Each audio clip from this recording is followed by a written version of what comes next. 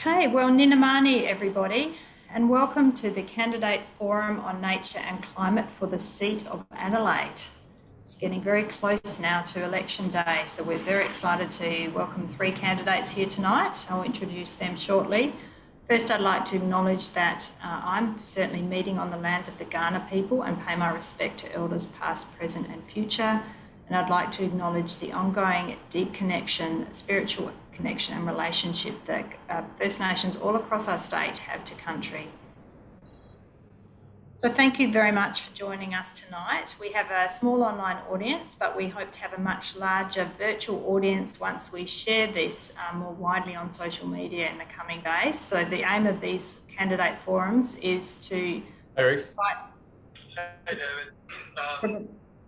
Sorry, someone's just speaking there. Am I okay? Keep going. Provide opportunities for our candidates to give us their views and perspectives and commitments in relation to nature and climate, and then we'll be asking some questions of each of them. So we'd like to welcome the candidates. We have Deanna Cabone from the Animal Justice Party, Sean Cullen-McCaskill from the Greens, and Lucy Hood from the ALP. And Lucy is, well, you can't tell this, but she is confined to her home at the moment with COVID. So I'm sure she's really welcoming the opportunity to interact with people that are not her family at this point in time. So thank you so much. The format of tonight, it's an hour and a half. We may be a little shorter. I'm going to invite each of the candidates to make an introductory statement of about 3 minutes. So that's over to them to say whatever they'd like in relation to nature and climate. We've got some pre-prepared questions. We've picked up some of the questions that you've posted already, so I'll be leading those questions.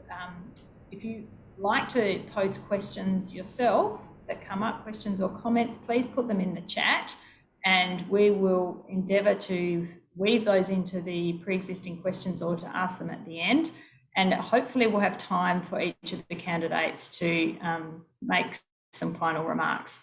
We do have control of the mute button, which is the wonderful thing about having an online candidate forum, because so we have the power to, anyone who speaks too long, we can remind you politely to wrap it up, or we can push the mute button. So I'm sure we won't need that tonight. You look like very lovely people. So let's kick off, and I'm going to go in alphabetical order. Stick to convention there, and invite each of the candidates to give their opening statement. So welcome to Deanna first up. Thank you so much for having me, Natasha, and everybody here tonight as well. Yes, I'm Deanna and I am the candidate for the Animal Justice Party running in the seat of Adelaide for this election. And I'd actually like to acknowledge that I'm on the land currently of the Yugambeh people here in Queensland at the moment. So I'm dialing in from a different state just briefly until I'm back in Adelaide. And I would like to acknowledge the elders of this land, past, present and emerging as well. Now, I am a business owner in the Adelaide CBD, and I'm also a professional performer that has been performing around Adelaide for many, many years, notably 8 consecutive years in the Adelaide Fringe, and also in big children's entertainment groups around. And I have been fortunate enough that through business and through my career, I have been a big part of the Adelaide landscape, and I've spent most of my time living and working in the inner city area specifically as well, and experiencing all the wonderful things that Adelaide has to offer, being a girl that was born and bred. I'm also a well-known animal rights activist in the Adelaide community specifically as well, and obviously being in the Animal Justice Party is a big part of that for me. Now, I'm really passionate about business, and I'm also really passionate about animal rights, but I'm completely aligned with our party's 3 focuses. And I think that's important to acknowledge here tonight because it's so relevant, which is animals, people, and the planet, right? And realistically, all 3 need each other to coexist together in harmony. We can't have one without the other.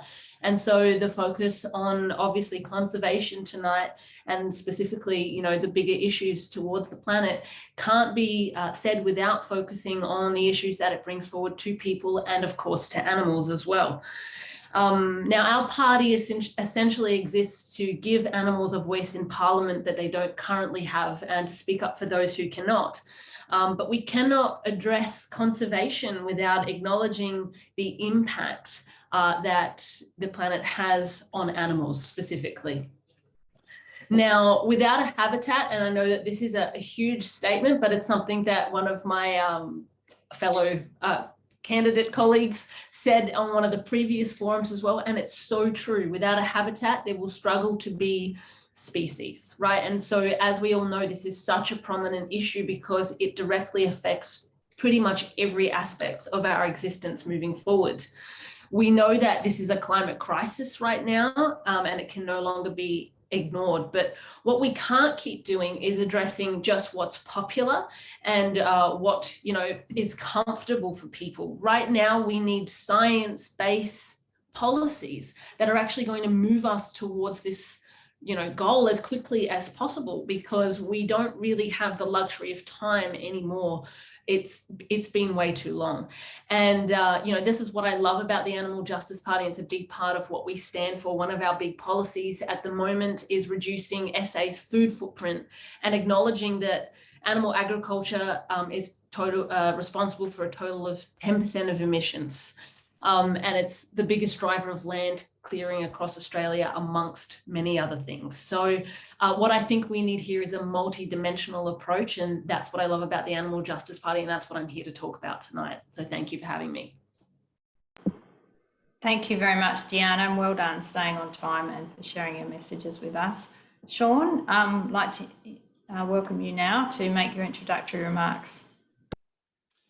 Thanks so much, Natasha, and thank you everyone else for coming along this evening. I also want to acknowledge the traditional owners of the lands and waters on which we are meeting tonight. So I'm running for the seat of Adelaide because I'm really passionate about our city's future. More and more people are making Adelaide and the surrounding suburbs their home, and we need representatives in Parliament who will stand up for our values and make sure that Adelaide continues to be one of the world's most livable cities.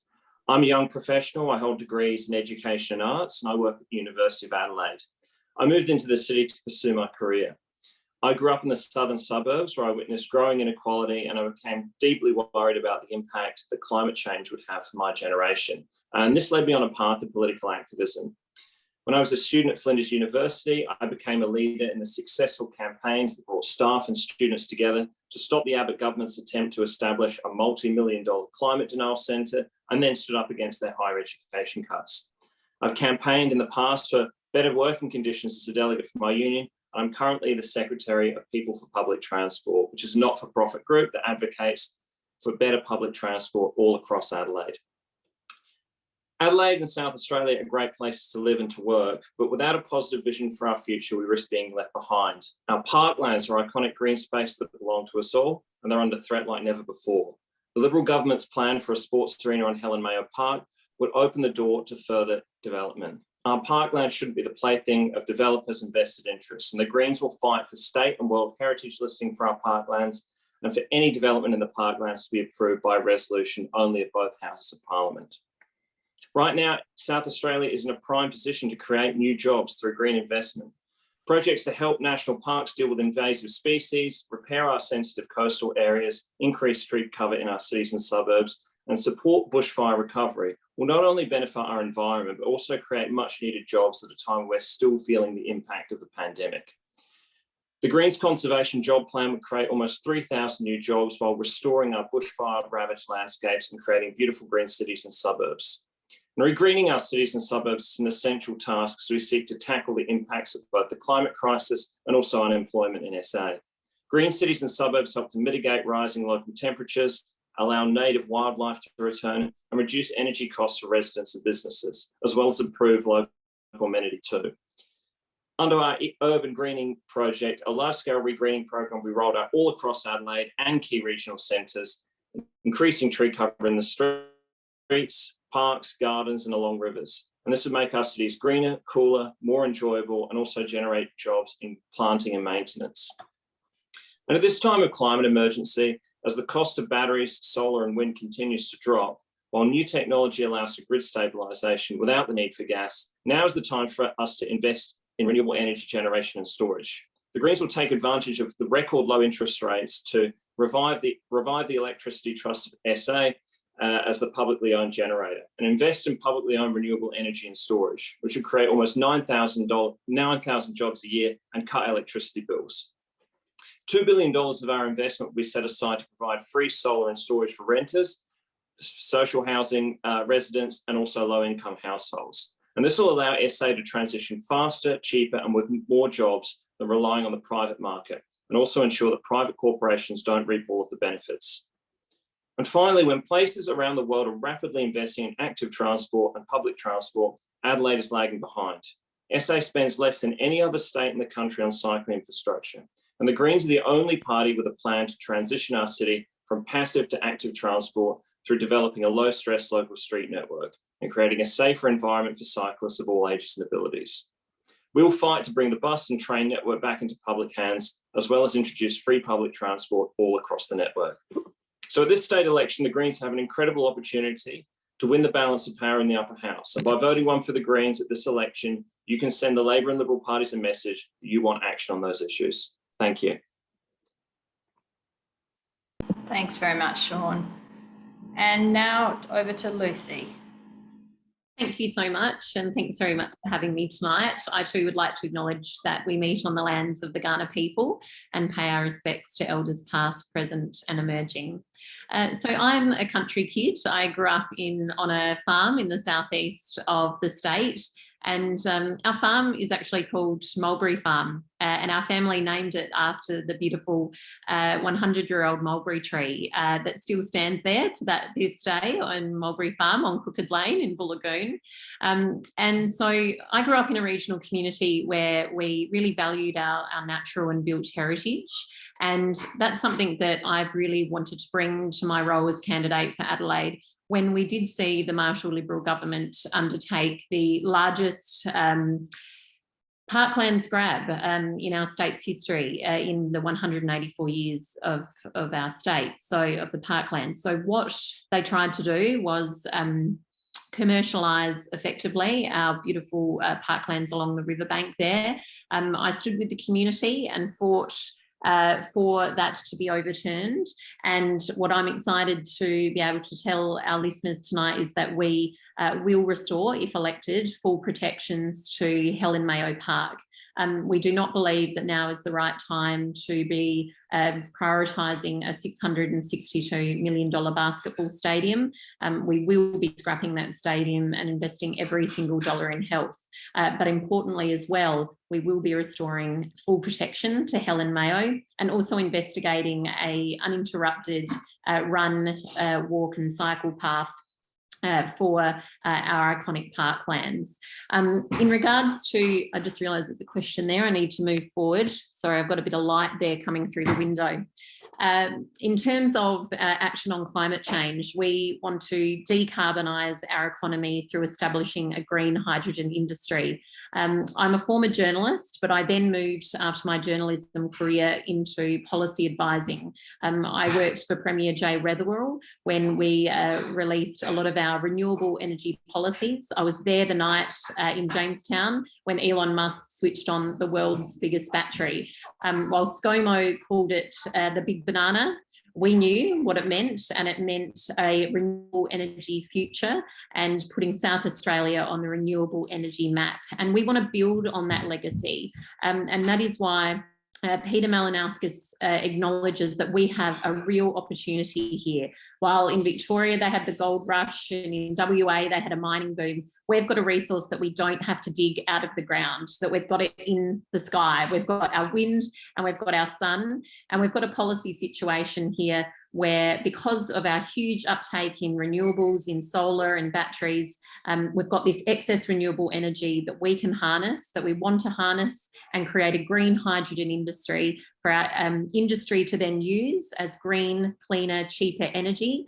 It then unlocks up to $20 billion of renewable energy projects, which in turn creates jobs, and it allows us to then investigate an export industry for hydrogen. So our power-hungry countries like India or Korea can then pull on. We also have other local commitments that I've made. I'm very excited to be returning open green space to our community opposite Scotty's Corner. If elected, I'm going to turn a big dirt patch there into a beautiful green open space for our community where it's needed.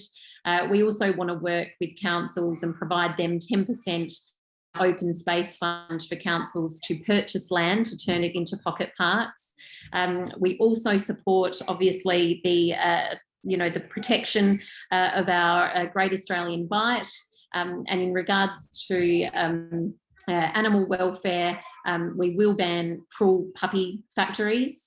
And we will also increase funding to the RSPCA on top of what they already receive. So rest assured, it's something that I'm very passionate about. Love to answer all your questions this evening. And thank you very much again for having me. Well, thank you all very much. That's a great introduction and given the audience a good taster of what you're offering us this election. Just for everyone's benefit, my name's Natasha Davis. I'm the CEO of Trees for Life, and I also chair the SA Nature Alliance, which is an association or an alliance of 12 environmental NGOs, including Conservation Council SA. And so it's a mixture of on-ground and advocacy groups. National Trust SA are also participants in that. And we coordinate our election response together, along with many other member groups of the Conservation Council. So before we move to questions, I'll just remind people that the scorecard that we've invited all the parties with sitting members to complete, so SA Best, SA Greens, the Labor Party and the Liberal Party have all completed that scorecard, and that will be released tomorrow. So please keep your eyes out for that and do share that widely. We're hoping that having that scorecard out and about will actually encourage even more commitments to protect our environment. There couldn't be a more important time for us to be talking about nature and climate change. We are in the midst of a biodiversity crisis, and we've seen just what the future could unleash for us in terms of climate disasters. In the last 3 years, we've had drought, fire, and now these incredible floods in Australia. And we know that we have to act much, much faster than we currently are. So our first question tonight for all our candidates is about the climate emergency. We have really seen from the IPCC just how bad it is if we don't act. We've seen the floods in New South Wales, which are unprecedented. We're, 1 in 100-year floods are no longer happening. We're now beyond records of where we've ever been before. So what I'd like to hear from each of the candidates is what practical actions you and your party will take on climate action to ensure South Australia plays its part in creating a safe and healthy future for our families and for each other and for our planet and all the species we share it with. So I'm going to go in reverse this time. I'm going to ask Lucy first, and please keep your answers as short and succinct as possible, and then we can get through as many as possible. Thank you. Thanks, Natasha. And my heart does go out to all of the families. Sorry, I've got my little ones playing there in the background. To all the families that are going through those devastating floods. For us, I think, energy use is a huge step in which we can take action on climate change and decarbonise our economy. It's why I spoke about earlier. We are very passionate. It is our centrepiece election commitment, our hydrogen jobs plan. The challenge is around, informing people about that, because the minute you start talking about electrolysis and electrolyzers and hydrogen liquid storage, etc., it's not something that's going to get the grab on the television news. So it's really important that we have those conversations about decarbonising our economy through energy, through greener, cleaner energy.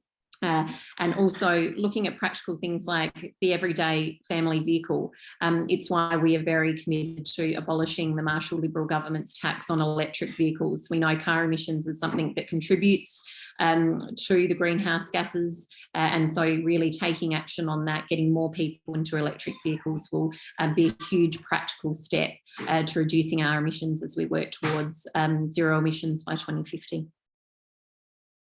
Thanks, Lucy. Now go to Sean. You're in the middle again. Lucky you, Sean. We'll mix it up a bit. Well, thanks, Natasha. And yeah, I think, it's such an incredibly important topic. We've seen just this week the really devastating impacts the climate crisis is having on our country. And in contrast to the totally unconscionable lack of leadership that the federal government has had on this issue over its entire term in office, I think at least South Australians can be proud of the action that our state has taken towards a sustainable energy future. So, I mean, in terms of the really practical things we can do is, well, support a target of net zero emissions. The Greens support a target of net zero emissions by 2035.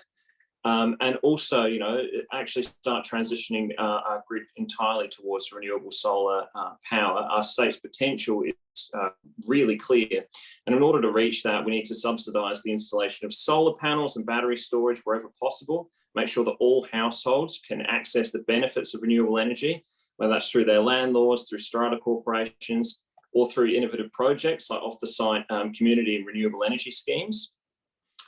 And as well, we need to make sure that we don't continue down the path of exploring new gas, coal or oil activity in SA. We need to end all government subsidies for gas, coal and oil related activity and just leave those dirty industries in the past and instead embrace the potential we actually have here, especially in South Australia in renewable energy. And I'd also say that really prioritising cleaner transport is incredibly important as well in terms of a practical solution that will not only reduce emissions, but also create jobs too. So, and that includes things like our plan to invest in 1,000 new electric buses to be incorporated into the Adelaide Metro fleet, and to establish as well a vision fund to support research into zero emissions transport. And as well, making public transport free is a great way to reduce emissions too. Less people in cars, more people on buses does mean less emissions. And as well, I think we need to totally oppose the recent move by the state governments to introduce an electric vehicle tax. It really inhibits the uptake of electric vehicles, and we need to make sure that where people are using cars, they need to do so in a way that is the most friendly to the environment too. So repealing that tax is, and not only that, but actually providing incentives for people to buy electric vehicles is an excellent way to address the climate crisis in a practical way for all consumers too. And I think finally, I'd say that we need to make sure that the City of Adelaide especially is a city that's really accessible to cyclists.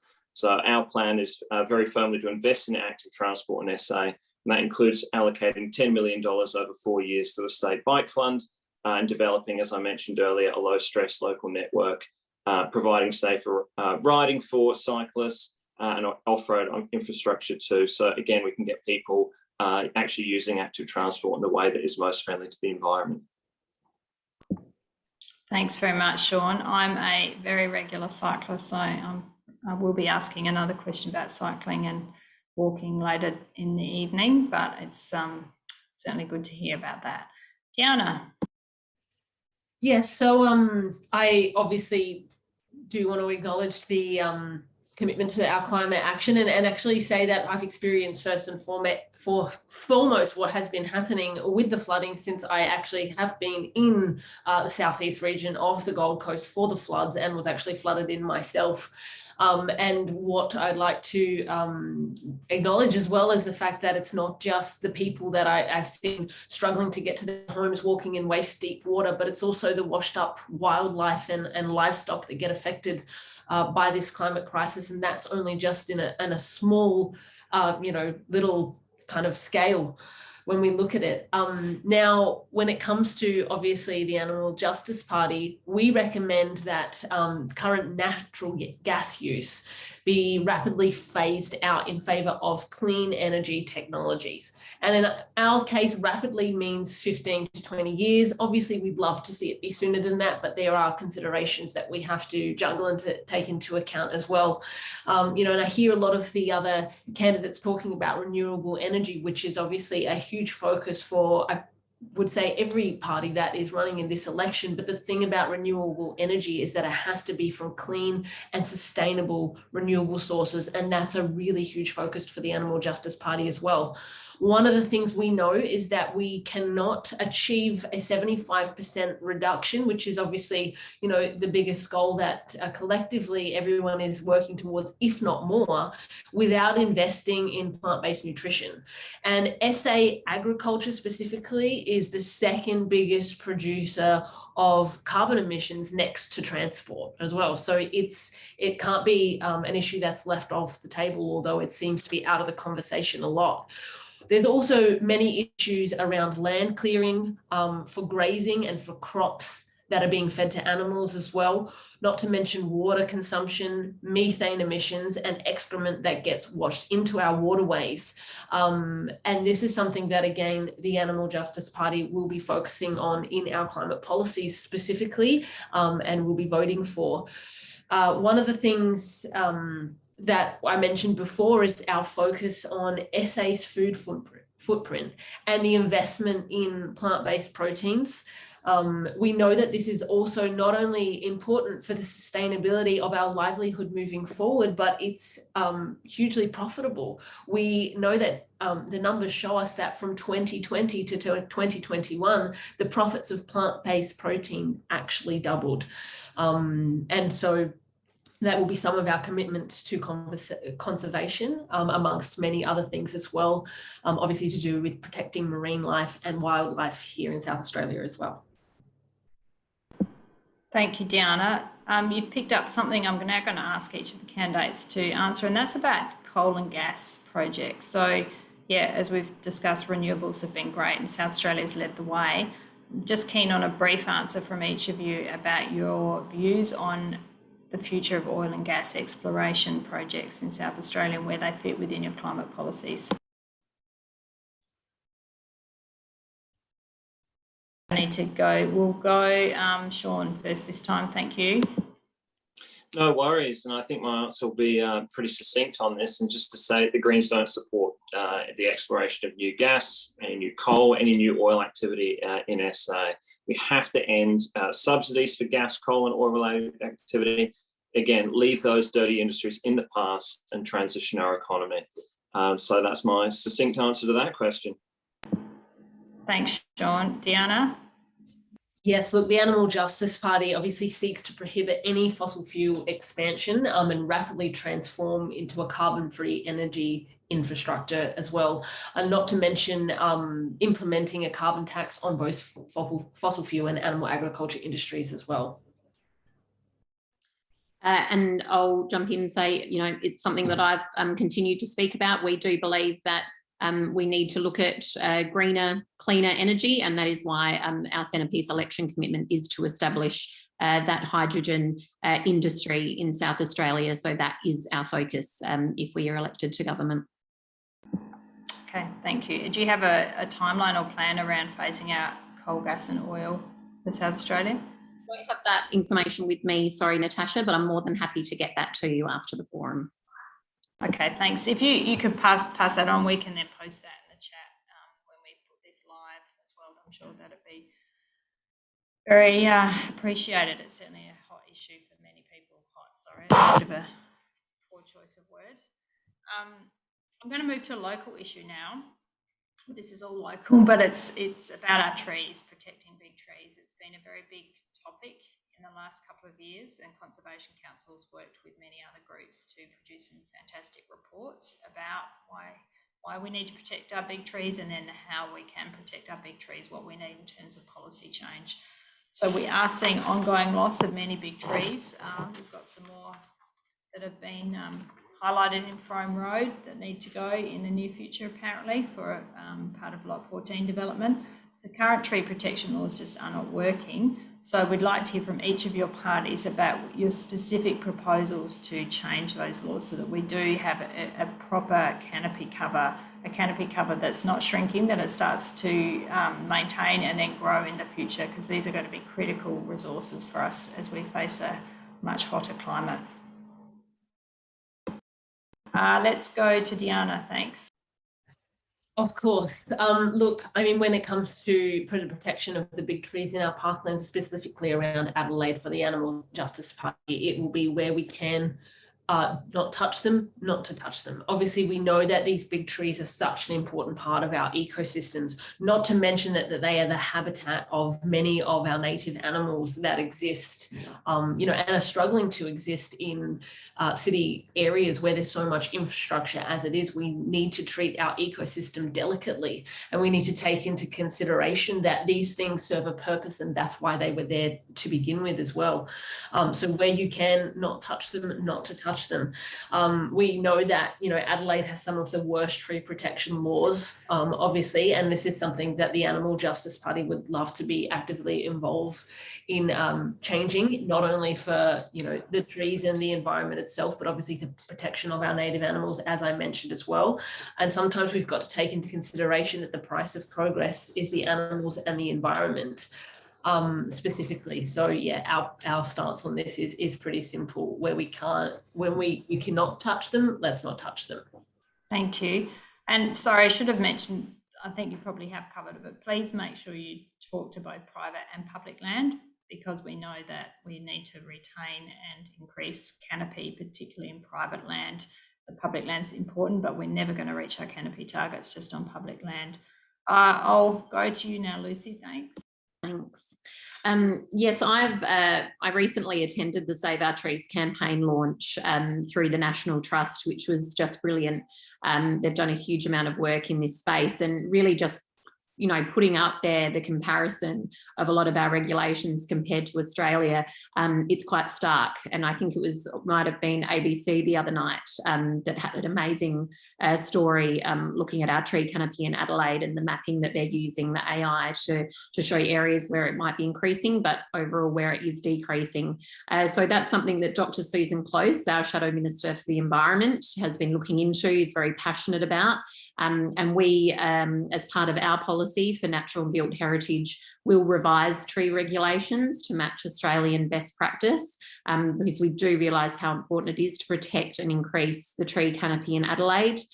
We also want to work with the Green Adelaide Board to prioritise projects that actively green our neighbourhoods.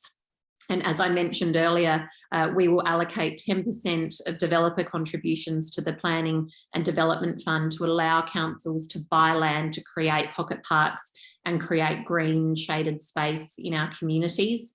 As I mentioned, on a really local level, I would like to do that with a large parcel of land opposite Scotty's Corner.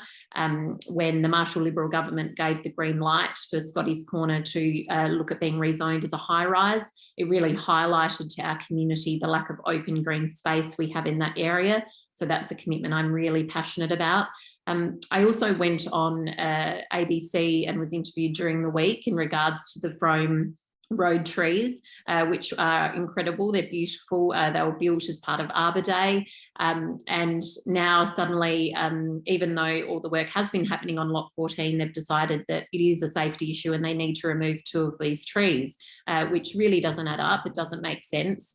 And it's disappointing the member for Adelaide, Rachel Sanderson, isn't here tonight because she might have been able to shed a bit of light on why Renewal SA are planning to get rid of those trees. And, what we need is to have a seat at the table to find out why they're choosing to remove those and say really that they need to look at all the other options on the table. I know it's something that Joanna, who's on here tonight, has been instrumental in advocating for. Thank you, Lucy. And I did fail to mention at the beginning that the sitting member, Rachel Sanderson, who represents the Liberal Party, was invited tonight. Unfortunately, she was unable to attend and did send her apologies. So, there may be specific questions we can also pose for her after the forum and keep people posted about her responses to those. So thank you very much, Lucy. And Sean. Thanks, Natasha. And I'm really pleased to say that the Greens are totally in agreement with the commitments that Conservation Council is asking around protecting our trees. Tree canopy really is essential green infrastructure for climate resilience. And I think as well, the commitments there really now something quite fundamental, which is that our planning regulations and our planning laws have largely got us to where we are in terms of the loss of trees and tree cover. We do need to amend very significantly the Planning Act and the framework to ensure that the number and size of trees required is appropriate, and as well to bring SA into line with similar jurisdictions as well around changing the definitions of a regulated tree, so ensure that we don't have any further loss. So it's about protecting what we have, but also making sure that in a very broad sense, we actually encourage the planting of trees and the sort of tree canopy that we need in order to take action and invest in our infrastructure, some of the best infrastructure that we can have to protect ourselves from further climate change too. Thank you, Sean. And that's a very helpful segue into the next question, which is really about planning our city, which is incredibly important for the future. So we have the Planning Design Code, which was introduced in 2021. It was initiated many, many years ago by the Labor government, and Liberal followed through with its implementation. Many of us in the sector feel the code does not adequately reflect community concerns and science in relation to climate, water security, biodiversity and heritage. So we'd like to hear about your views on what you think the future should be for that planning design code and how you go about planning Adelaide to make sure it is the right, we get things in place correctly for the challenges we face in the 21st century. So we'll go with you, Sean. Thank you. Thanks. Yeah, and I mean, we have to remember that the current planning design code and our entire framework around planning is something that's bipartisan. So both the Labor and Liberal parties are deeply compromised, I think, in this issue. And I'm building the current planning system we have, which at the end of the day privileges vested interests and developers over communities, over heritage, and as well over our environment. When we actually look at, say, all the relevant committees, they're stacked very much full of representatives of those vested interests and department officials, and not so much anyone who's representing the community, heritage, or our environment. We need to, I think, very significantly amend and change all of the legislation relevant to that to make sure that communities and our environment are considered when we're actually thinking about planning. Sustainable development, climate change impacts, social equities, that have to be primary considerations underlying all of our planning decisions. They have to come first, not the interests of the big end of town. Thank you, Sean. And I'd like to hear from you now, Lucy. Thank you. Yes, so I've acknowledged this publicly, and I'll say it again. I don't think that John Rao got a lot of things right through that process, but the Marshall Liberal government did take the Planning and Design Code and rush it through. We did call on numerous occasions for it to be put on hold so we could work through some of these problems. And that is why, as part of our planning policy, we will undertake comprehensive full-scale review of both the Act and the Planning and Design Code. It will address key concerns that we have heard from industry groups and local communities. So it will consider, in particular, catalyst sites in residential areas and the impact that has, public notifications and third-party appeal rights, protecting the heritage and character of our local communities, ensuring greater tree canopy coverage and open green space, and improving the e-planning system and processes. So I think that is something that is really important that we need to be looking at, working with the community. I know it would be nice to say we'll do X, Y, and Z, but really we need to hear from the community about all of the problems and how they believe they should be fixed, because under the current system, I don't think either the community or the users of the system have confidence in it. And that is why this comprehensive review is needed. We also want to look at the State Planning Commission and making sure that they do have the skills to be able to undertake the work, and also look at the Commission in terms of its independence. Just 2 days, I believe, before caretaker, the Marshall Liberal government actually appointed their former shadow Minister for Planning, the former Liberal member for Gawler, to the Commission. And so that is concerning because we do want to make sure that we do have that independent advice as part of that commission. Thank you, Lucy. And before I go to Deanna, I'll just note we have had a comment from Tom here. Independent membership is critical. Oh, sorry. Was it Grace or Tom? Not sure. anyway, independent membership is critical and community needs to be put back into planning. And there's also a comment about the parklands. I'll come to parklands shortly. So Deanna, would you like to respond to that question, please? Absolutely. Like, obviously, this is not a particular policy that our party has a focus on specifically, being the Animal Justice Party, but I can tell you in terms of how we will vote when it comes to things like this.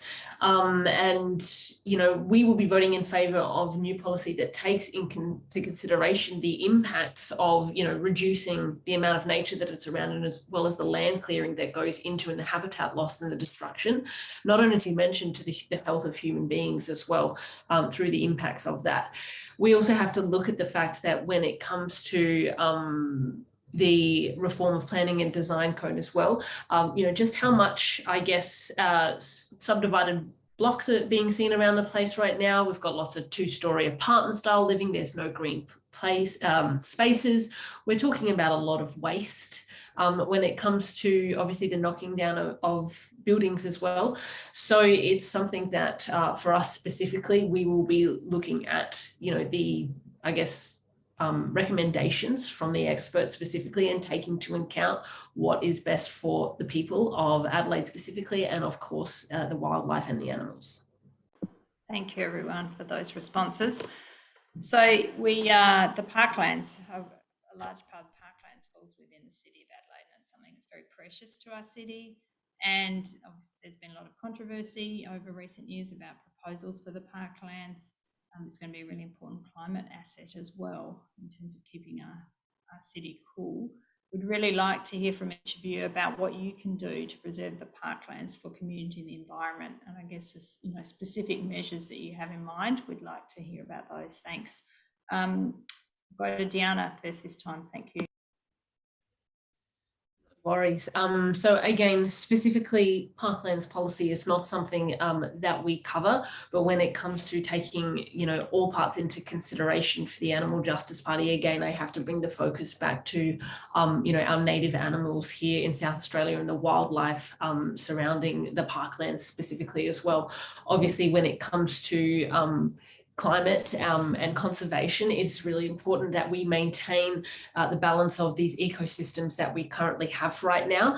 And although we are all in favour of, the progressiveness of our city, and it's wonderful that we see so many new things coming up around Adelaide, I can tell you as, someone who's a business owner, like I said, and has run businesses in the CBD for such a long time, it's beautiful to see the way that Adelaide has developed and evolved over time for sure, but there is a balance. And there is a really important balance to our land here that at some point in time, once we hit a tipping point, trying to race to get it back the other way is going to be nearly impossible. And we all know that we're at that crucial pivotal moment right now. So when it comes to our vote, and obviously, working with other parties on this specifically, ours will be taking into consideration the impacts specifically on the wildlife surrounding the CBD, and maintaining the delicate balance that they have with nature and how important they are to our ecosystems as well. Thanks, Deanna. And Lucy. Thank you. We won't be building a $662 million basketball stadium on our parklands. I was very passionately part of the community who went to the Save Helen Mayo Park rally to fight for that park. I believe Jane Lomax-Smith is on here tonight, and I just want to give a huge shout out to Jane. She is a powerhouse when it comes to our parklands, and was part of a huge group of people who campaigned against the disgraceful land grab that the Marshall Liberal government tried to undertake. When you looked at what they were trying to do to put permanent commercial structures along our riverbank, and on Helen Mayo Park, on the river itself, on Elder Park, on Pinky Flat, such an important cultural site for our First Nations people. Jane was an integral part of the community back in the community campaign that fought against that. So at that rally, I was proud to announce that a Malinowskis Labor government wouldn't be undertaking a $662 million basketball stadium in the middle of a ramping crisis, and that we will restore full protection to Helen Mayo Park.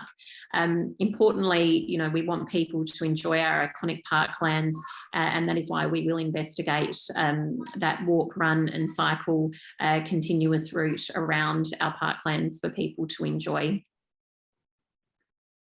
Thank you, Lucy. Do you have anything to add in terms of future protections? Someone's asked about in the chat about the Parklands Authority. Do you have any comments about that or any other aspects of our regulatory system that manages and protects the parklands? Sorry, I was on mute. Yes, we want to make sure that our Adelaide Parklands Authority, really reflects the expertise that is needed in order to protect our parklands. We do believe it is an important authority for the protection of that, and yes, so we're very supportive of that and looking at making sure that that mix of people has the right expertise to fight for our parklands. Thank you, and Sean. Yeah, our parklands are really vital public green space, and one of the most concerning things about the Liberal Party's plan to build that sports arena on Helen Mayo Park is how much it opens the door to the development of the rest of our parklands by vested interests and by property developers who really are vying for that space. That space belongs to us all. It doesn't belong just to the big end of town. I think there's really practical steps that we can take in order to provide some of those protections. One thing that the Greens have moved successfully in the upper house, unfortunately the Labor Party didn't support, was state heritage listing for our parklands. That provides some protections right there in legislation just that would make significant barriers for anyone who wants to rezone that public green space in the future.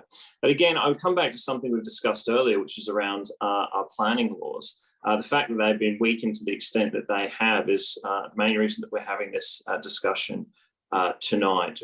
We do need to reform those quite urgently.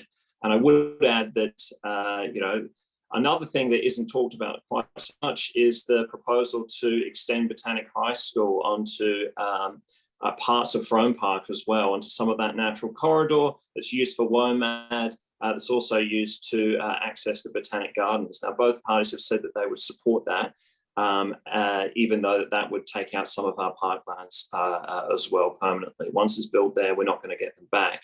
And I would question whether or not that's the best way forward, given that there is plenty of other vacant land around the city as well that could be used for the extension of that campus. So it just highlights again how important it is that we have really good legislative safeguards to make sure that our public space isn't taken over. We do have to move away from this dichotomy between our public services and our parklands. There is other space that we can use, and it's not simply an either or argument. Thanks, Sean. Do you want to respond to that at all, Lucy, in terms of Botanic High? Yes, so we have committed to that extension of Botanic High because that capacity in the high school system is needed. People may be aware that the Marshall Liberal government did move Year 7s into high school, and that has caused some capacity issues. And so I would have to say that, yes, we are supporting that extension. Okay, we will move on. Got a couple other areas. Please do put questions you'd like us to ask. We will have time for your questions. So we haven't touched a lot on transport, a little bit about it from the candidates. As I mentioned, I'm a very keen cyclist. I have to say I don't enjoy travelling over Churchill Road every day through that massive development that's being put over there. I'd like to hear a bit more about your plans in terms of promoting active transport, like cycling and walking, and also public transport. I think it's important to acknowledge that we've done a lot of the heavy lifting in energy in South Australia, and transport is now, we've got to really turn our attention to transport and other areas like agriculture, as Diana said, but we're really putting a high focus on transport this election. Let's go to Sean. Yep, thanks, Natasha. I might maybe start with cycling. I mean, at this time of climate emergency and crisis, it's really important that we promote active transport solutions. And the Greens have a plan to make cycling more appealing by creating a safer environment for cyclists of all ages and all abilities. Because more money on roads, more money on parking, that's not the solution. We need to really rethink the way that travel occurs in our state. And economically, it's also a lot cheaper to provide quality facilities for cycling than it is for bigger roads, freeways, tunnels, and overpasses. It is pretty ludicrous that SA spends less than any other state in the country on cycling infrastructure. It's something like almost like 0.5% or half of our roads spending. Something like $4 million of the last, just $4 million in 2015 and 2016. And it stands in real contrast to other cities around the world, such as London and Manchester, where not only is there a stronger investment, there's also things like walking and cycling commissioners who've been appointed and create plans to really transition from passive to active transport.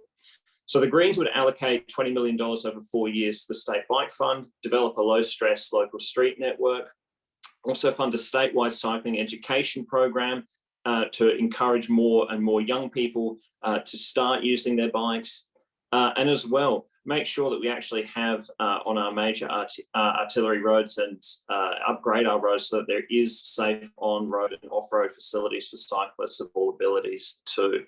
It also includes doing things like investing in safe and secure public bike storage all around the CBD, and at train stations too, making sure that those park and ride stations are there as well at public transport interchanges. Because one of the significant barriers, of course, to people using a bike is their ability to move it around, and particularly to move it off of public transport too. And as I said, we would also establish a walking and cycling commissioner here to encourage walking and cycling as modes of travel, really promote those health, environmental, social and economic benefits, and promote those strategies for walking and cycling that are inclusive to everyone in SA. I mean, in terms of public transport, we've seen, progressive privatisations by the Liberal Party in terms of our train and tram network, and also by the Labor Party in our buses, and they've led to really worse outcomes. The Greens would scrap all public transport fares, introduce free public transport, bringing everything back into public hands as well, both the bus network and also the train and the tram network. Now, our essential services like public transport, they shouldn't be run by private corporations. We would also invest in the public transport infrastructure in SA to the tune of $1 billion, and we would pay for that as well with a tax on developers. Increasing our capacity in that way would have not only really tremendous impacts in terms of our economy, because you know that investing in public transport is the best way, not only to facilitate commerce, but as well to create jobs in the construction and the running of public transport. But it would also as well reduce our emissions impact as well. So I think it's a real no-brainer, not only to bring public transport back into hands, but also to expand our network too. Thank you. I'll go to Lucy now. Sure. Sorry, just wanted to clarify something Sean said there around Labor privatising our bus network, which isn't correct. That was also the Liberal government.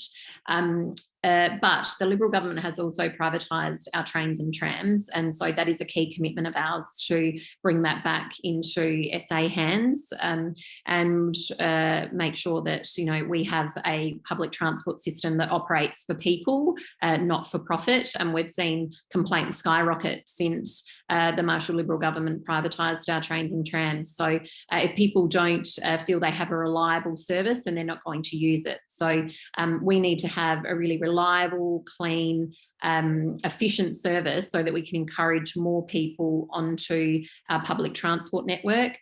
It's why I, almost 2 years ago now, stood with the community regarding the Marshall Liberal government's plans to cut funding to the free City Connector.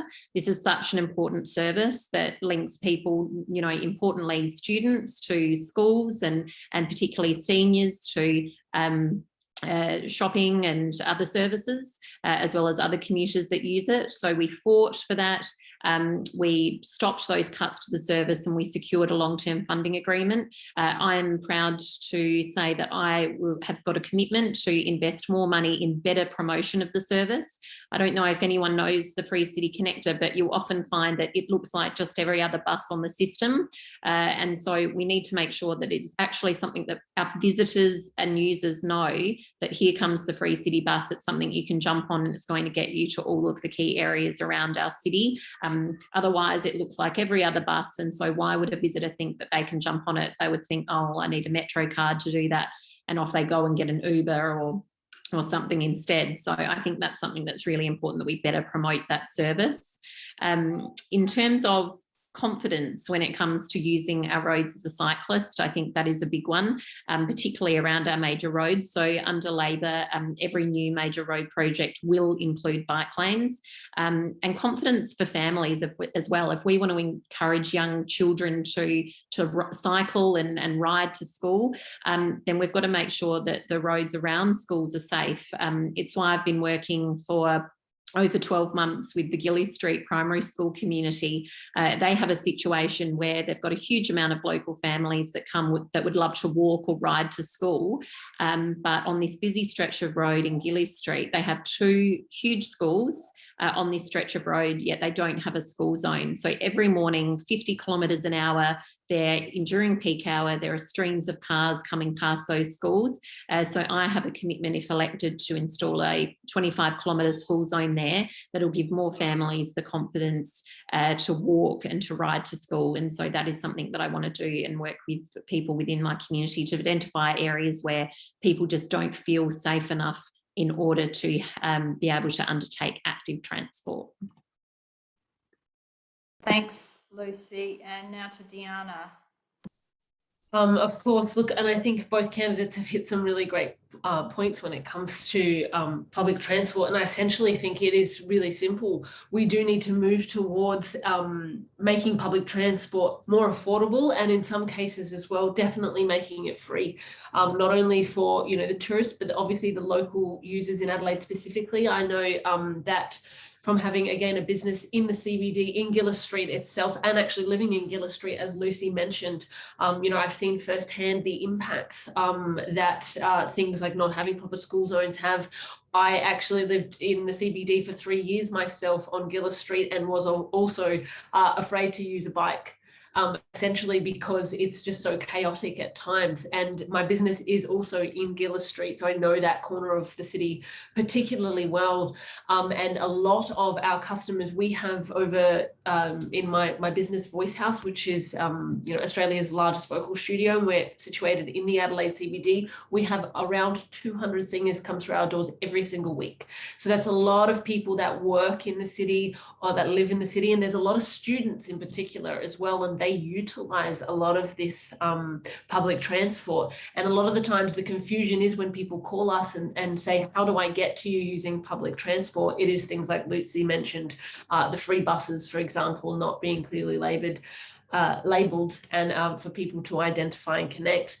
I think convenience is a massive thing. One of the things that baffles me around, you know, Adelaide specifically, is that I see a lot of work on our current infrastructure in terms of, you know, widening roads and making things easier for cars, but there's too much of an emphasis on cars, which obviously are a huge contributor when it comes to transportation, you know, emissions, and not enough focus on how do we move bodies specifically, you know, and that's a big mindset shift that I think that we need to make. Not to mention the fact that if there is one, you know, gift that has come out of the last 18 months specifically, it's that working from home can actually have a massive impact. And I think that any party that can encourage, you know, businesses and initiatives to support that as well means that there are less people moving back and forward unnecessarily on a daily basis.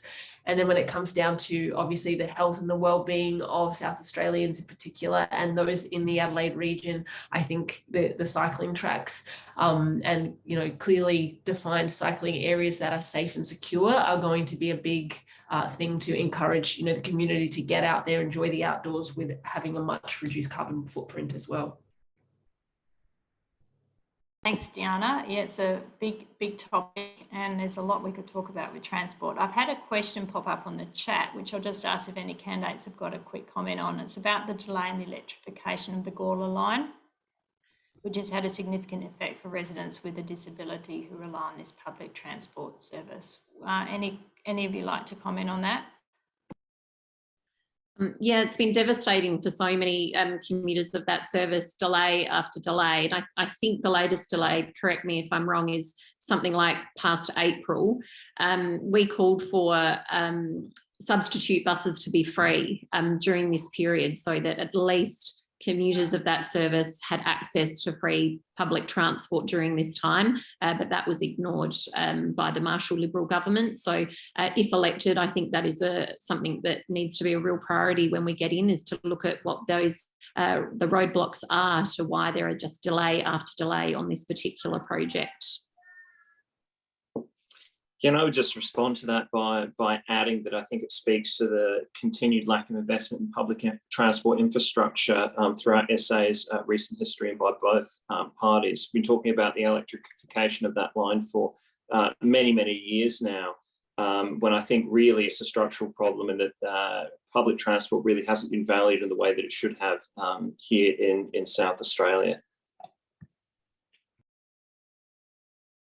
And I would like to, I think, second the points that both of the other parties have brought up in particular. Obviously, Lucy makes a great point in saying that, free transport in substitution for this is detrimental, especially for people with disabilities, and the costs that they incur far and beyond what many of us do on a daily basis already, not to mention the fact that, as we said, the focus on our infrastructure, again, and I mentioned before, has a lot to do with moving cars, not necessarily moving bodies in particular, and addressing why these things haven't been put in properly in the first place.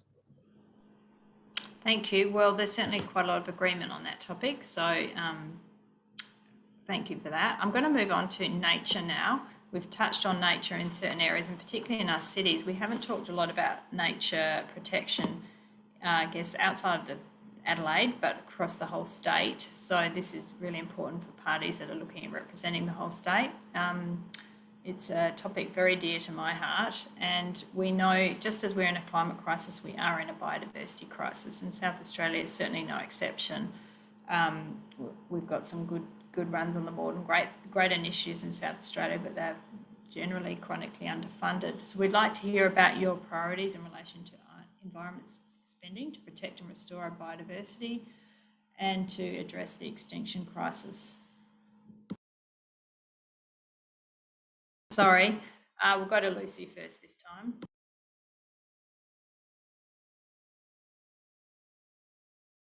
You're on mute, Lucy. Sorry about that. I'm so used to muting myself in all of these meetings because I've normally got kids screaming in the background.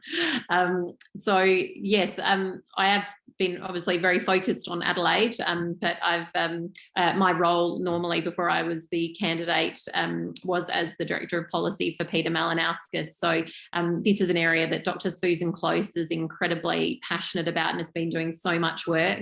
So she gave me some things that she'd like to highlight tonight. We will contribute $3 million of new money to Friends of the Parks groups to work in national parks on weeding, planting, seed collection and other nature restoration activities.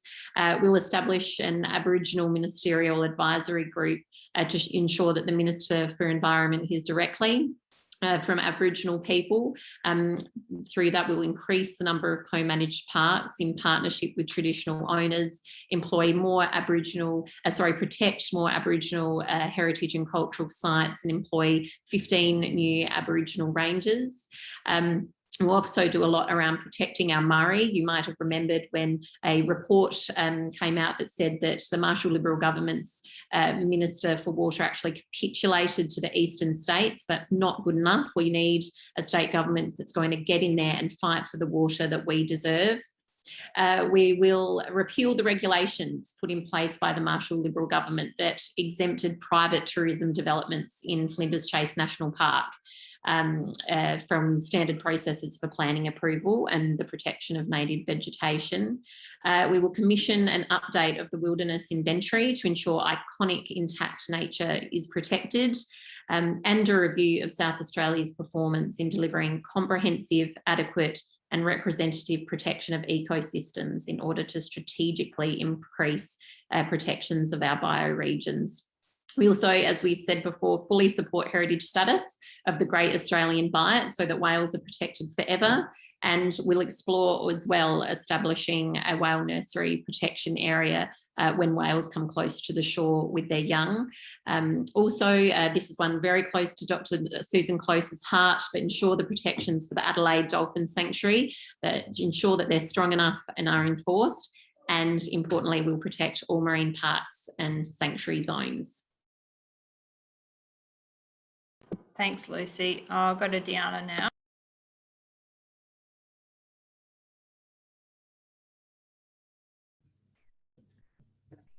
Obviously, there's so many things when it comes to biodiversity and especially extinction crisis that we are focused on over at the Animal Justice Party. I think bringing up a Great Australian Bite is a great point to start off with as well. I mean, this has been an issue that I believe has been on the table since around 1984. So it's been a long time that this has needed to be brought into the forefront of the conversation, and putting a ban on mining for natural gas or coal, obviously in these areas, is really important. But realistically, when we're talking about moving to renewable energy sources and cleaner energy sources as well, there should be no need for these things as it is. One of the things that's interesting at the Great Australian Bite itself is that it is said to have more diversity than the Great Barrier Reef. And so I think this is something that is, really undervalued, particularly in South Australia, and something that we do need to be fighting a lot harder for sure. And not to mention the fact that the biodiversity to do with the wildlife, or the sea animals in particular that live there, not to mention the plants and the whole entire ecosystem around that area as well, and how far it spreads. Obviously, native animals are a big focus of the Animal Justice Party as well. Koalas and wombats are some of Australia's most beloved and internationally recognised animals, but essentially, alarmingly, we are on track to make koalas extinct by 2050. And the population of South Australia's wombats specifically has declined by 70% over the past decade due to extensive land clearing for agriculture, forestry, and urban development as well. One thing we know is during the devastating 2019, 2020 Black Summer bushfires, koalas and wombats, as well as so many other of our native species, perished by the millions. And this is something that we will work with both state and federal governments to direct funding towards koala-friendly ecotourism, while also investigating financially viable ways to dramatically reduce clearing and logging in prescribed koala protection areas as well. I think things like the encouragement of the planting of native grasses are really important. This is the main food source, again, for our cherished wombats and obviously many other native animals in regional areas of the state. And the Animal Justice Party also will be seeking a funding boost for wildlife sanctuaries that care for the injured native animals that are such an important part of our biodiversity. We also have plans to protect marine life, and we think that in South Australia, marine life is often overlooked when it comes to the issue of cruelty, with many sea animals actually being excluded even from animal welfare acts. And so one of the things that we would love the focus to be on is our state's iconic bottleneck-nosed dolphins that continue to experience ongoing and unexplained deaths, while other marine life is also suffering at the same time as well. And I think that is probably the majority of, when it comes to biodiversity, what we want to be focusing on.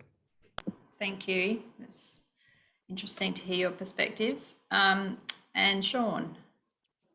Thanks, Natasha. And the Greens really strongly support the proposals of Conservation SA in terms of looking after nature. The Greens also want to strengthen the Native Vegetation Act, including limiting exemptions and expanding it to urban areas too, and strengthen the restrictions on off-road vehicle access to beaches, really acknowledging the enormous damage they can do to coastal dunes, to ecosystems, and also to bird and vegetation populations. And as well, we stand in firm support of introducing legislation that strengthens the legal protection of the community and its right to protest, prevent environmentally destructive activities. And again, to go back to planning, community consultations are a really essential part of effective planning, as are the rights of those who stand up to the most impacted by development. To make sure that those are provided for and protected.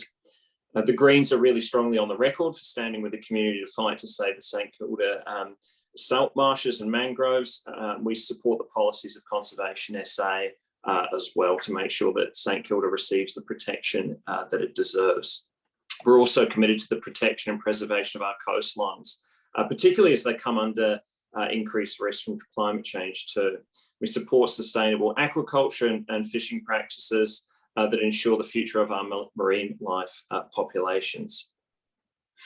We do want to expand and extend SA's marine parks and marine sanctuary zones, and also support the creation of a whale nursery protection area at Encounter Bay too. It's not just about protecting our coasts, marines and our wildlife, it's also about, I think, as well, investing in nature too. Our natural ecosystems are really priceless, and they do require that investment as well as protection. So we will invest to protect, restore and enhance nature and biodiversity across SA, increase funding to environmental agencies to ensure compliance with land clearance laws, and also beaches too. Our Greens Conservation Jobs Plan would also create 3,000 new jobs while restoring our bushfire ravaged landscapes, and also as well creating beautiful green cities and suburbs, and protecting them against climate change as well, particularly by increasing those tree canopies. Thank you. Sorry, Natasha, do you mind? Yes. I just wanted to talk about one other thing that we were doing. Sorry, that I forgot to add to my response. We're actually going to be creating a new unit within the Department of Environment and Water, a new biodiversity coordination unit, which will be $3 million, and will work with university researchers on management of the environmental impacts of pests, weeds and abundant species, in addition to increasing funding to the Conservation Council by $1 million. Okay, thanks very much for clarifying that. I'd like to hear, we do have quite good areas under protection in South Australia, but there are many areas that are well underrepresented, and we have many very iconic and precious wilderness areas that are still not facing protection. And even within our protected areas, mining and other industrial development is still permitted. So I'd like to hear each of your perspectives on what you would do to actually make sure our protected areas really are protected from development. I'll go to Lucy first. Yes, so as I was saying in my previous response, I think one of these areas that needs to be a focus is to increase the protection of Aboriginal heritage. We've seen some shocking cases of Aboriginal heritage being destroyed because of either, if it was development, or a complete lack of knowledge or understanding. So that is certainly a focus for us, as Sean was saying before, fighting to protect areas like our St Kilda mangroves as well, and also we've been looking at the Aldinga wash pools as well, so the wetlands there we think is really important for protection as well. So we had an example last year, well it's current at the moment, but a heritage agreement area, which is a piece of private land, it's on title, so it's meant to be protected for conservation in perpetuity. On the tip of the peninsula is being used for space development. There's currently tests underway. I'd just like to hear your views on that too, if we can, as we're going around. So do you want to respond to that, and then I'll handball to the other candidates, Lucy? It's not something as I, as a Labor candidate for Adelaide, is completely across. Sorry, Natasha. So it is something that I'd be more than happy to get our response from the party. Thank you. Diana, would you like to talk to this issue? I've actually had some issues with my audio. Can you repeat the initial question? Oh, sorry. It's about protection of our protected areas from industrial development. So many of our national parks and other conservation areas have mining leases over them, and different types of tourism and other development is still permitted. So it's really about what you would do to actually make sure that those areas are protected for conservation, which is their primary purpose. Of course, you know, when it comes to this issue in particular, it's not something we have extensive policy on in particular, but of course, when it comes to protecting these areas for the Animal Justice Party, obviously taking into account, again, the wildlife and the animals that call these particular, you know, areas home is going to be really important to us in, you know, making our decisions surrounding this. Specifically, and that's probably about what I have to add to that. Yeah, that's fine, thank you. Sean, do you have anything to add to this? Yeah, just to add that, protecting our important areas is absolutely vital. The landscapes of SA are really unique. They're ancient. They're in need of greater attention and protection too. So I think some of the proposals put forward by the Conservation Council, I think in its document, are really excellent ones. So doing things like carrying out a wilderness assessment so that we have a really clear image of the state's remaining large intact ecosystems, is very, very sensible. And as well, I think would facilitate the resulting ecosystem restoration in both public and private land. It would really support that process. I think the First Nations people and their knowledge of and embeddedness in local ecosystems should also be at the forefront of plans and decision making when it comes to the protection of biodiversity in our important areas too. In terms of further protection, I think there are some steps that could potentially be taken. So again, investigating the possibility of World Heritage protection for the ecosystems in the Lake Eyre Basin, and as well investigating the possibility of UNESCO Biosphere Reserve for Kangaroo Island too. Two things that really should be looked into if we want to make sure that we continue to protect them into the future. Thank you very much there. So we'll handball to an area back you're a little bit more familiar with, I guess, and that's biodiversity in our city. And we have talked a little bit about it in terms of urban canopy and we've talked about green spaces, but just giving you an opportunity to talk a bit about what you would do to promote nature in the city, and particularly from a human wellbeing point of view, as well as from a biodiversity point of view. So Diana, would you like to start?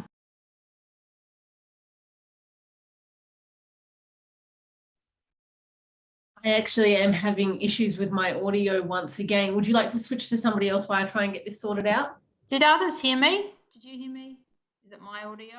No, you heard me? Okay, great. So I'll repeat it, Diana. It is just about, but you can take it on notice. I'm getting really close here. It's about what your measures to protect biodiversity and nature and enhance it within your electorate and within the whole city of Adelaide. So Sean, you can start.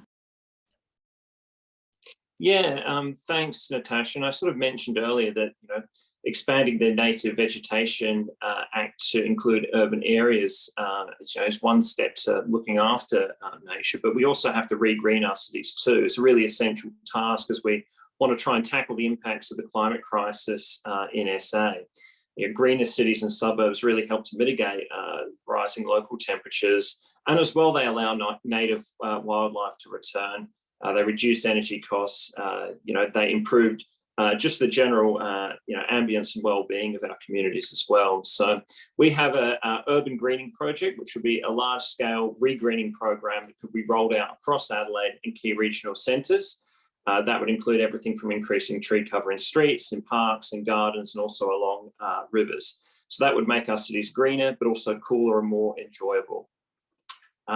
So that particular tree planting program, for example, could generate up to 900 jobs just in the Adelaide metropolitan area. We have a 10-year commitment to planting 2.5 million trees throughout Adelaide, particularly prioritising those areas with lower tree coverage already, like the western suburbs. Thank you. And I do apologise, I know my audio is a little bit patchy, so I'll just keep talking as loudly as I can. Lucy? And then please, if you've got any questions, we're going to be wrapping up soon. So I'd really encourage you to, if you've got any final questions you'd like me to pitch before we give the candidates a chance to finish this question and then do a wrap up. Thanks, Lucy. Thank you. So just for a little background, I actually bought, my husband and I bought our first home in the CBD, and it's where we had our two children before we ran out of room in our apartment. But the reason that we were able to have a family in the city is because of our beautiful parklands and open green spaces. So we should never take for granted the way that actually allows people from all different backgrounds, whether it's young people, people downsizing, but also families, to be able to use our city. And our parklands, our riverbank, our playgrounds were my children's backyard because we didn't have one of our own. So it's something I am very passionate about. Again, would like to shout out to Jane Lomax-Smith for the hectares and hectares of land that she returned to Parklands in Adelaide, because without those open green spaces and trees, then we can't have that biodiversity.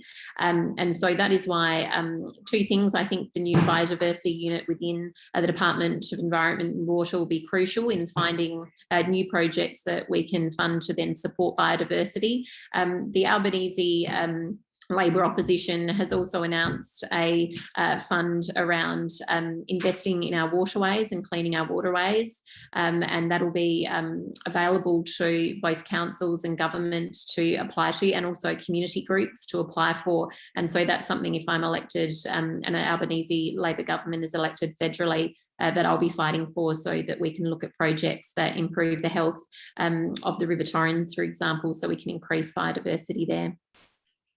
Thank you. And Deanna, you okay now? I'm back on track now. I had to switch internets, but I think we're clear again.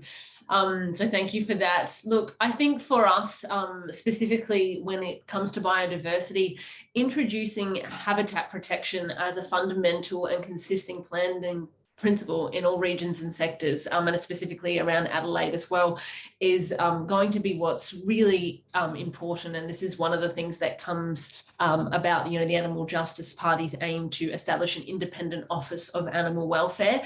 And when it comes to establishing a lot of these key factors around animal welfare as well, we get a lot of conservation taken into consideration when it comes to that. As we've said before, they both work hand in hand.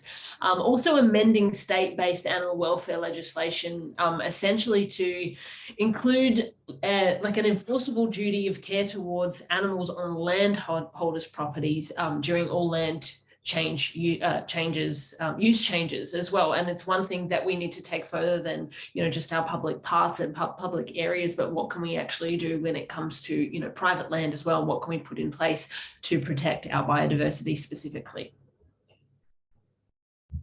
Thank you. I had a baby blue-tongued lizard in our garden the other day, which was very exciting. So yeah, it's great to know that we do have wildlife, and I live in Prospect. So we've had a comment here that the greatest priority is to reform planning laws to reduce tree removals on private land, from Melissa Valentine, some of you may know. And a final question I'm going to pitch to you all. You've got very short time to answer, and then a closing comments, and that's what are each of you going to do to mitigate the loss of green space in our inner city suburb caused by infill development, which we continue to see the loss of front and back yards, old character homes replaced with 2 or 3 units or townhouses, resulting in the removal of trees and, I'll never see the last bit, and homes. Who'd like to go? Free for all now. I can kick off. And thanks, Melissa, for that earlier question. I know that Melissa is a huge advocate in reform for planning laws. So as I mentioned earlier, we will undertake an implementation review of both the Planning and Design Code and Act, with loss of tree canopy being one of those issues that we want to address and listen to the community and hear the community on. It's why we'll look at reviewing those best practice laws around Australia and how we can pull on them to look at improving our laws here. In terms of infill development, we didn't just want to wait till the election. So I actually worked with our Shadow Minister for Planning over the course of the last Parliament to introduce bills that would protect, heritage and character, and also issues around design standards. So our current system doesn't have design standards. We put forward a planning bill to include those so that developers had a clear set of principles in which new developments were built. The Marshall Liberal government voted against that, so that is still our policy, as well as looking at better car parking ratios so that we don't have cars spilling onto our streets and ruining the character of our streets. And as I mentioned before, also an important commitment that 10% of the open contributions to the open Space Fund will be available to council to purchase land for pocket parks and for green space. Importantly, we really want to work to make sure that where that loss of green space through development in that community, that money goes to that council, because what we have seen in some instances is where a community might have more urban infill, but the money from the Open Space Fund has gone to a completely different community that might not need it as much. So trying to match up to make sure that if there is urban infill, which we understand we do need, that money for those pocket parks is going to those similar communities where the urban infill occurred. Thank you. Sean?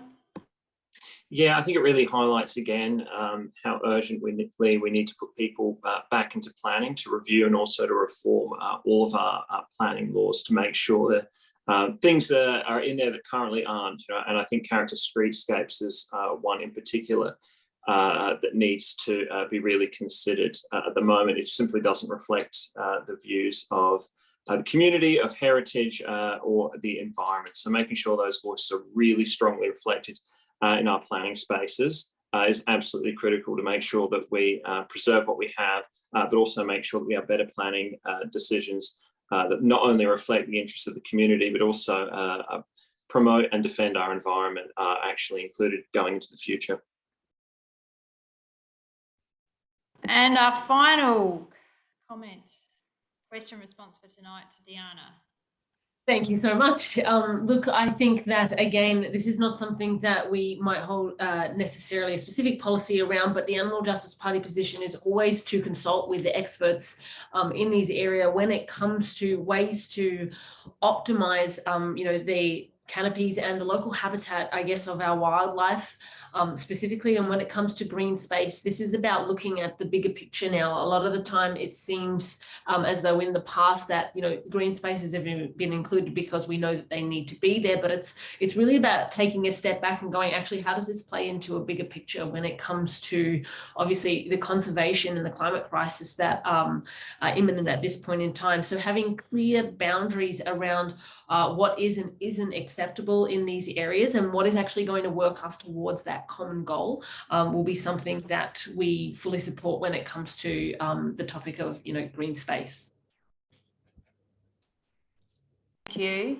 Well, we've certainly covered a lot of ground tonight, from the very local through to the whole state. I hope it's been informative for all of you who've been watching online and either in live or hopefully watching online at a later date.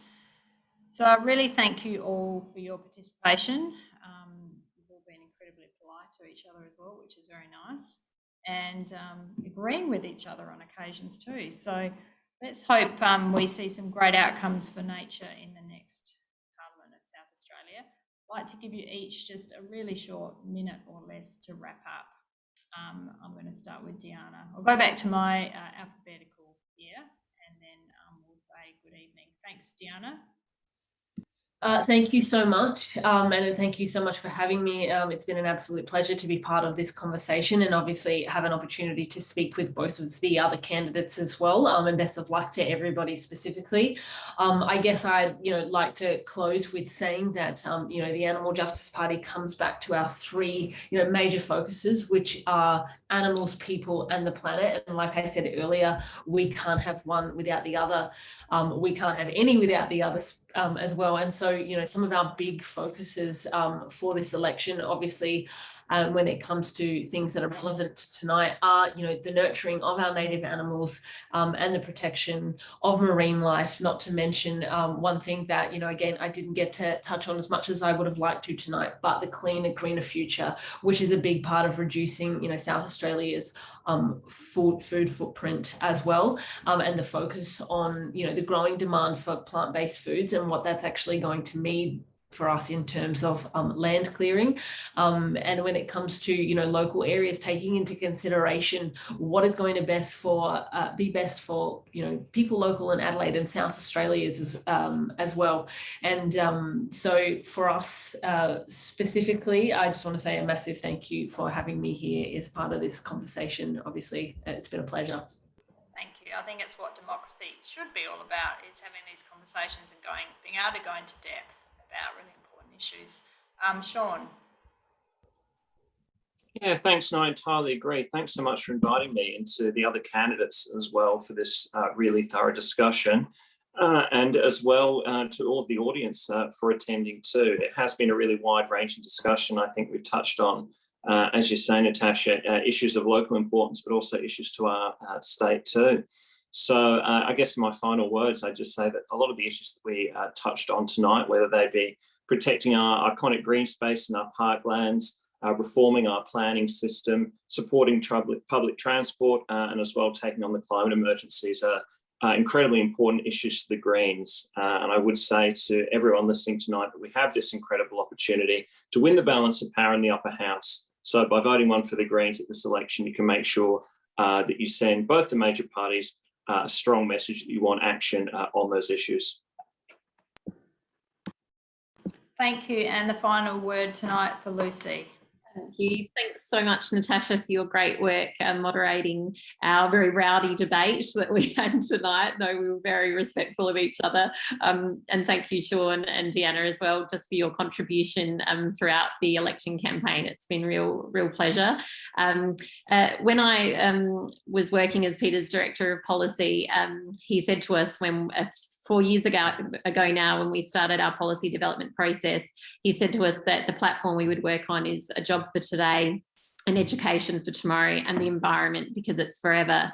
And so that was our platform as we went and developed policies. And so I am proud that our centrepiece election commitment is to establish that green hydrogen industry in South Australia, that we won't build a $662 million stadium on our parklands and return full protection to Helen Mayo Park, and that we will work on establishing that biodiversity unit, protecting our puppies from cruel puppy farms, investing more money into our RSPCA to protect animals, and look forward to being able to achieve those things if a Malinauskas Labor government is elected. So thank you very much to all the people, all the panel, and to everyone listening tonight. Thank you. That's all for tonight. Thank you so much, everyone, for your participation. Happy voting, and we look forward to seeing you on the streets of City of Adelaide. All the best. Good night. Good night. Thanks, everyone. Good night. Thanks, everyone.